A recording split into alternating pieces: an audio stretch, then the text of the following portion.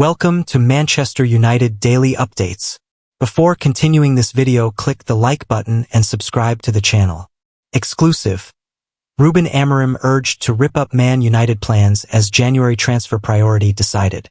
Ruben Amorim has endured a difficult start to his reign as Manchester United manager, with his side having suffered 4 defeats in their last 5 Premier League outings. Alan Shearer says Manchester United's priority in the January transfer window is a world-class striker, but he reckons the entire squad needs an overhaul.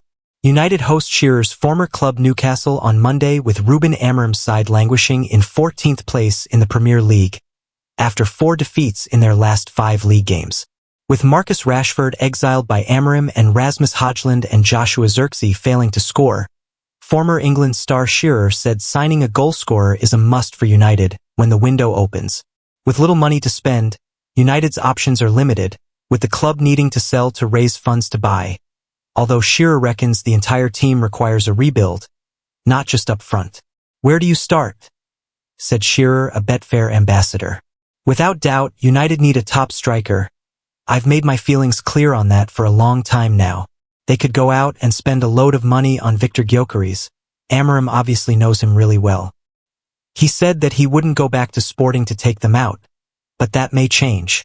Ultimately, they need players all over the park. One of the important ones is the position I played in, and for me they need a top-class striker." United fans might be looking at Bruno Guimaraes and Alexander Isak when they play at Old Trafford, and they're going to want top-quality players, but I wouldn't say specifically those players. I wouldn't have thought that Newcastle will be up for selling any of their top players this January. United have got talented youngsters there, but when you have that, you also need a sprinkling of top-quality, experienced players in and around them. Clearly, there aren't enough of those at Old Trafford at this moment in time. There's work to be done in every department at the club, hence where they are in the league and where they are a club at this moment in time. After extending Ten Hag's contract in the summer and spending £200 million on new signings, only to sack him in late October, Shearer said Amorim must be given time and funds to build his own squad and implement his way of playing. Amorim has got to be given time and the finance, which he obviously needs, said Shearer. United may win an FA Cup or something else, but this season has to be given to him as time to suss out who he wants and who he doesn't want. He's probably already got a good idea of that because of what he's trying to do already. We've seen that he's tried different personnel already. I know managers sometimes say things to protect themselves. One signing, 2 debuts, and do a Mourinho how Manchester United can save their season. The dismal domestic form gives the illusion that Man United's season is a write-off, but it is eminently salvageable. 14th in the Premier League, out of the League Cup, and with 3 upcoming fixtures against top 5 teams, Manchester United's domestic season could effectively be over in January. The worst-case scenario is defeats to Newcastle and Liverpool leave United teetering above the relegation zone, and their FA Cup defence ends after 90 minutes at Arsenal. Ruben Amorim said last month it would be fair to judge him definitively after 2 years. He has not been in post for 2 months, and the prospect of his sacking was raised in the press room at Molineux on Boxing Day. Amorim is complicit in the mess, but it is on the Ineos brain's trust that underestimated football and the never-ending malaise at United. As long as United are stuck in their rut, it can be traced back to the illogical decision not to change manager in the summer. It is reasonable to question why the hierarchy replaced Erik Ten Hag with a coach who operates in a system that jars with the United players. Or rather, that the United players jar with. Whatever the formation, no United side should perform as limply as they did at Wolves. Amorim, at 39, is dynamic, charismatic, and intense, the modern profile of coach that United needed. He was considered to replace Jurgen Klopp at Liverpool and Pep Guardiola at Manchester City. Any attempt to pin the club's continued decline on a coach who touched down in Manchester on November 11th is nonsensical. He is sousing players every week. Marcus Rashford, Joshua Zirkzee, and Tyrell Malacia, Antony, Johnny Evans, and Christian Eriksen have been omitted from matchday squads. None of them should be at United next season. Pre-season cannot come soon enough for Amorim, but United are not even midway through this season. They are losing with such frequency it gives the illusion it is a write-off. It is not. It is still salvageable. Sell Rashford. Buy a replacement. Rashford is likely to have limited takers in January unless United can twist the arm of a club. Arsenal have been floated and Bukayo Saka is now sidelined for at least 2 months with a torn hamstring. The Gunners have become an elite team through exceptional recruitment, and taking a surly underperformer on a bloated salary is not in keeping with how they operate. A try-before-you-buy loan is foreseeable. Jadon Sancho's mid-season return to Borussia Dortmund 11 months ago. Whatever United arrange, Rashford has to go next month and be replaced with a forward with goal-scoring pedigree. United have a minus goal difference again and have managed a dismal 21 goals in 18 games. A third of them came in 2 matches against Southampton and Everton. United settled for a body in Wout Weghorst 2 years ago, and he got 2 goals in 31 appearances. They need a much higher caliber of goalscorer. Man United to slash funding to its own charity in Jim Ratcliffe's latest controversial cost purge. The Manchester United Foundation is set to see its funding from the club slashed in the latest brutal cost-cutting measure from controlling co-owner Sir Jim Ratcliffe's regime. Manchester United are set to slash the funding it provides to its own charitable foundation in the latest cost-cutting measure driven by Sir Jim Ratcliffe. Ratcliffe has enacted a brutal program of cost-cutting measures since taking control of the Premier League giants in February. Around 250 staff have been made redundant. The club's Christmas party was cancelled and credit card privileges have been revoked. That is despite the Red Devils spending more than £200 million in the summer transfer window. They have also had to hand costly payouts to Erik Ten Hag and Dan Ashworth after their sackings, as well as sending a sizable sum to Sporting Lisbon to bring in Ruben Amorim as manager. Now, Ratcliffe is pushing for even deeper cuts to spending by the Old Trafford club. Last week, it was confirmed United had slashed the funding it gives to former players who had hit financial problems.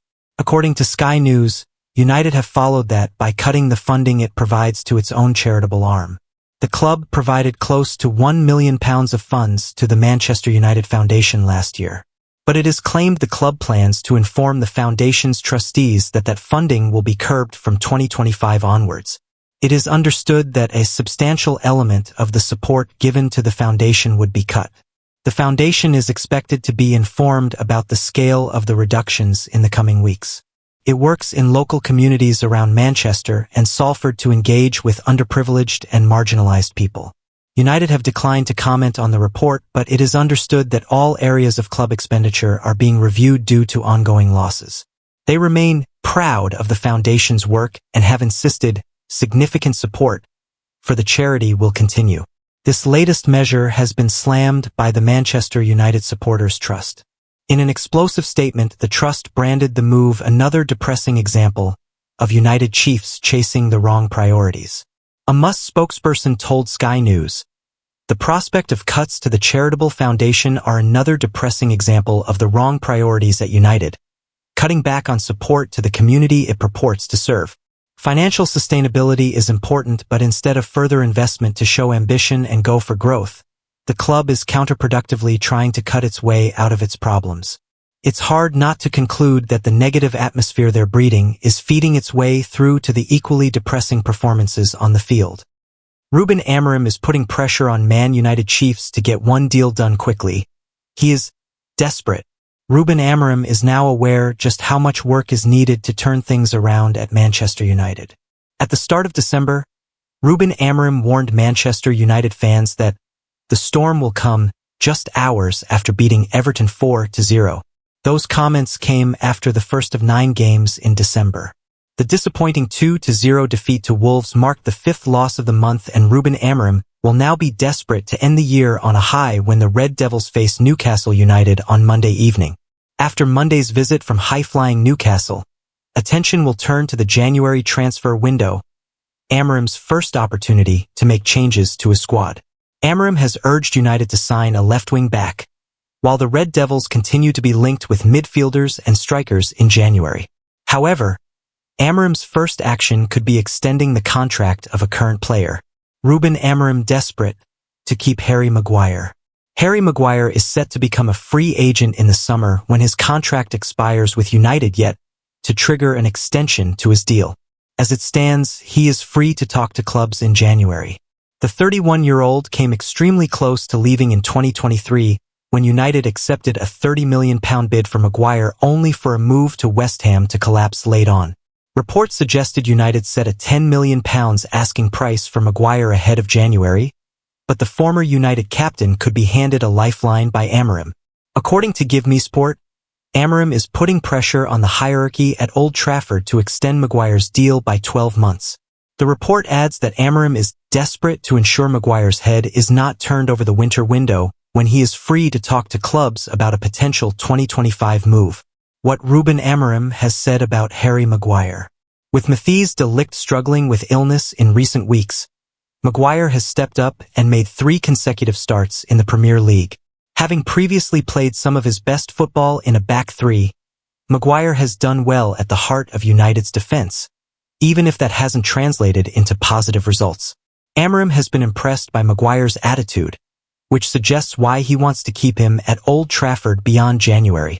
He works really well, he is focused on the job and not what people say, Amorim said about Maguire after the Wolves' defeat.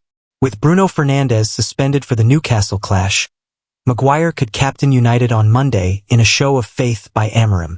Thank you for watching. If you enjoyed the video, please hit the like button and subscribe to the channel. See you next time.